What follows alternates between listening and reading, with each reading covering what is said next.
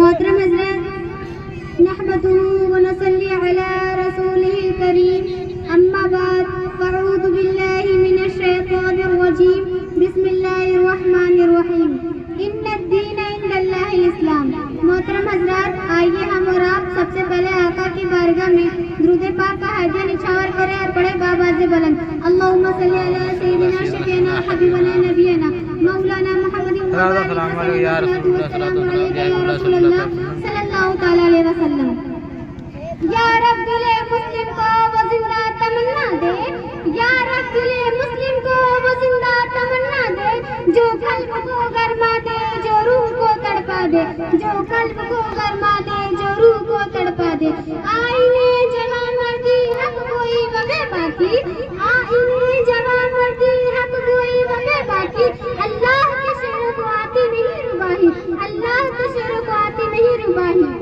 اور نثار تیری چہل پہل پر ہزاروں عید ربیع الاول، نثار تیری چہل پہل پر ہزاروں عید ربیع الاول، سوائے ابلیس کے جہاں میں سبھی تو خوشیاں منا رہے ہیں، سوائے ابلیس کے جہاں میں سبھی تو خوشیاں منا رہے ہیں۔ حضرات، مذہب اسلام کے متعلق قرآن کا اٹھل فیصلہ ہے، ان الدین عند اللہ الاسلام، بے شک اللہ کے نزدیک پسندیدہ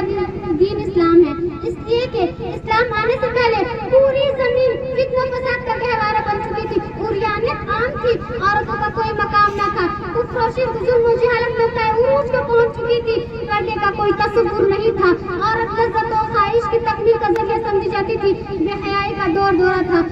مختصر یہ کہ پوری زمین پر خواہشات نفسانی کی حکومت تھی، مگر جب اسلام آیا تو امن و امان کی فضا قائم کرتا ہوا آیا، اسلام آیا تو ماحول کی برائیوں کا جنازہ نکالتا ہوا آیا، اسلام آیا تو آفاقی قانون دیتا ہوا آیا، اسلام آیا تو معاشی کی اصلاح کرتا ہوا آیا، اسلام آیا تو مثالی ماحول دیتا ہوا آیا، اسلام آیا تو ہر انسان کے دل میں ایک دوسرے کے لیے محبت ڈالتا ہوا آیا، اسلام آیا تو پٹداری کا ماحول برپا کرتا ہوا، اس قدر حیرتناک کامیابیوں کو اپنے دامن میں لے کر آیا کہ ساری دنیا تماشے اتنی دیکھتی رہ گئی اور دیکھتے دیکھتے اسلام پوری دنیا پر چھا گیا۔ پھر جدھر دیکھے اسلامی تہذیب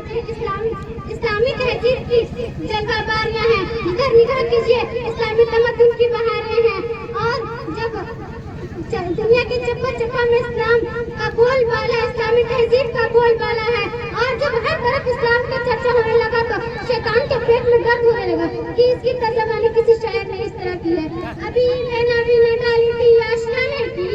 ابھی بہنا بھی نہ ڈالی تھی آشیا نے کی، کلب کو فکر ہوئی فضلہ گرانے کی، کلب کو فکر ہوئی فضلہ گرانے کی۔ چنانچہ ابلیس لائن نے اپنا قدیم چلا بدل کر اسلام اور مسلمانوں کے خلاف ہنگامہ آرانا شروع کر دی۔ اب قرآن پہ حملے ہونے لگے، مسلم پرسنل لاء پہ حملے ہونے لگے، اور دو قدم آگے بڑھ کر کچھ ناپاک لوگوں نے سوچا کہ اسلام کو مٹانے کے لیے مسلمانوں کو تباہ کر دو، مگر ان نادانوں کو خبر نہیں کہ گلاب کی ڈالیاں جب تراشی جاتی ہے تب چمنے گلاب میں بہار آتا ہے۔ اس لیے اے اسلام کے چاہنے والوں، ذرا غور سے سنو، صحابہ کا کردار بول رہا ہے، کعبہ ان کی رفتار بول رہی ہے، شہیدان کربلا کی شہادت بول رہی ہے، اور حضرت کا نظریہ بول رہا ہے، اور دنیا اسلام کا ترجمان پکار رہا ہے۔ اسلام کی فطرت میں قدرت نے لچک دی ہے، اسلام کی فطرت میں قدرت نے لچک دی ہے، تم جتنا دباؤ گے اتنا ہی ابھرے گا، تم جتنا دباؤ گے اتنا ہی ابھرے گا۔